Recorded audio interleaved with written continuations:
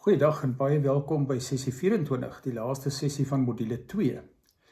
Hierdie is 'n redelike kort sessie waar ons net hierdie verse in Romeine verder bedink en daarmee klaarmaak. So ons is besig met Romeine 12 vers 11 waar Paulus sê, moenie in julle toewyding verslap nie, wat ek verlede keer oor gepraat het, en dan bly altyd geesdriftig. Nou hoe kan 'n mens seker maak dat jy altyd geesdriftig bly? Nou hierdie is 'n baie belangrik om hierdie vers te verstaan.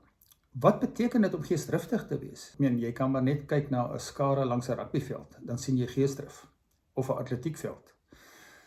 Mense is nie sonder geesdrif in sekere situasies nie. Dis om werklik passievol oor iets te wees, om voluit te gaan, om jouself volledig toe te wy en te gee vir iets. En jy sien, daai tipe geesdrif word opgewek deur 'n baie diep liefde vir daardie sport, dat jy baie opgewonde daaroor is, dat jy dit miskien self beoefen het, jy het 'n liefde vir dit ontwikkel. En dit so met alle sporte, ek het vroeër gesê, ons is almal disippels. Die vraag is net, waarvan is ons disippels? En jy kry disippels van rugby, en van cricket, en van Formule 1 wedrenne, en van koffiesmaak, verskillende kenners van koffie. Jy kry disippels van visvang. As jy tussen 'n paar vissermanne beland, dan kan hulle ure lank gesels oor watter aas, in watter omstandighede, en hoe die see moet lyk, en hoe die klimaat moet wees. Hulle ken dit, hulle is passievol daaroor. Nou hoe kan jy dieselfde geesdrif vir God ontwikkel? Want in baie opsigte vir baie mense is God nog baie abstrak en ver. En dis juist die ding, as dit net 'n godsdiens is, gaan dit altyd abstrak en ver bly. Maar as jy werklik jouself aan hom toewy as die enigste prioriteit van jou lewe, en hom leer ken, want ons verhouding met hom gaan nie daaroor dat ons moet Bybel lees en bid, en die Bybel leer ken. Of dit gaan ook nie daaroor om ons kennis van die Bybel net te verhoog nie. Dit gaan daaroor om homself te leer ken, werklik te leer ken. Nou, een van die Engelse vertalings hier sê, be aglow with the spirit. Eintlik word warm van die gees. Nou, as jy hierdie term gebruik van aglow, en jy dink net byvoorbeeld aan water wat jy wil kook op 'n ketel, hoe gaan jy kan verseker dat daardie water kook en warm word? Gaan jy die water daar op die toonbank neersit en nou baie hard konsentreer en fokus en sê, water word warm, en ek wil nou hierdie water warm hê, en hierdie water moet warm word, gaan nie veel help nie. Jy moet die water op die warm plaat neersit, sodat dit warm kan word en kook. Nou vir my sê dit, as dit kom by geesdrif, in being aglow with the spirit, is daar kontak nodig. Daar is kommunikasie nodig, daar's nodig 'n nabyheid, om in die teenwoordigheid van die Gees te leef, in die teenwoordigheid van God self te leef. En dit is hoekom ons van die begin af daardie verhouding so beklemtoon het, waar jy werklik tyd spandeer met God, om hom te leer ken, na hom te luister, om te hoor wat op sy hart is. Om te begin agterkom, hoe praat hy met jou? Sy stem te leer ken.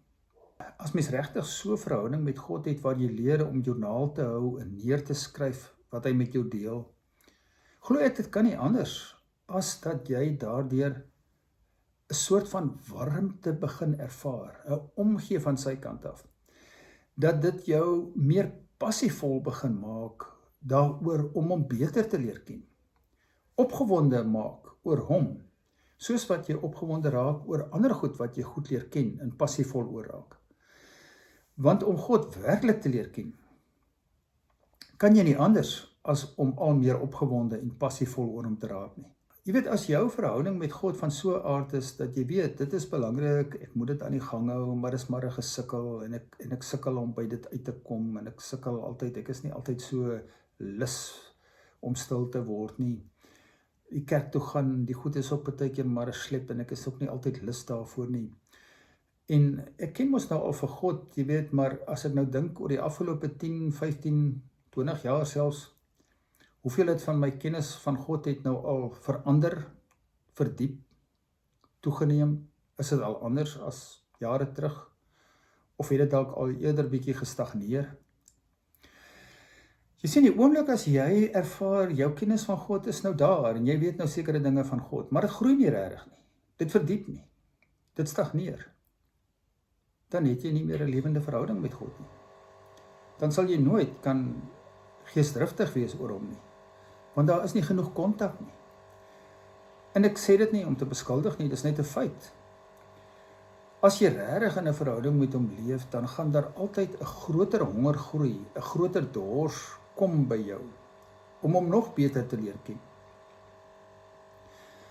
So daar's eintlik net die twee opsies, of om in so 'n verhouding te leef waar jy jouself aan hom toewy om hom te leer ken, of so 'n oppervlakkige godsdienstige verhouding wat jy net die minimum doen, en dan gaan jy stadig aan begin agteruit beweeg, lou raak, flouer raak in jou oortuigings, meer begin bevraagteken, waaroor gaan dit nou regtig, is hierdie goed regtig die moeite werd, is God regtig, maak hy regtig 'n verskil?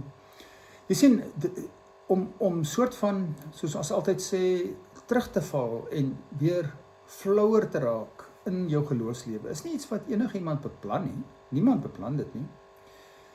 Dit gebeur net wanneer jy nie toegewyd leef aan hom nie, wanneer jy nie in oorgawe leef, sodat jou verhouding met hom kan verdiep en kan groei nie, dan gaan dit gebeur. En jy sal net op 'n dag agterkom, dit het gebeur, sonder dat jy daarvoor beplan het. Aan die ander kant is dit ook so, as jy wel so lewe het, dan maak die volgende deel van hierdie vers baie meer sin, wat sê, dien die Here.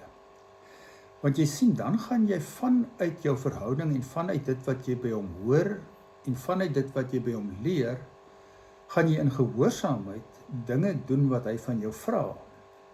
En dit is hoe die Here gedien word. En ek dink die probleem by baie mense, baie kinders van die Here is, hulle dink diens aan die Here is iets wat ek besluit, hoe ek dit gaan doen, waar ek dit gaan doen, en ek gaan nou vir die Here werk. Ek gaan vir die Here werk in die kerk, deur by sekere aksies betrokke te raak, miskien by barmhartigheid, by arme mense, by sopkombuise, gaan ek vir die Here werk, en so gaan ek hom dien. Regtig? Dink jy die Here het dit nodig dat ons vir hom werk? Ek dink die Here doen sy werk baie goed. Hy het ons nie nodig om vir hom te werk nie, maar hy het ons nodig, of hy het ons geroep om vir hom te leef.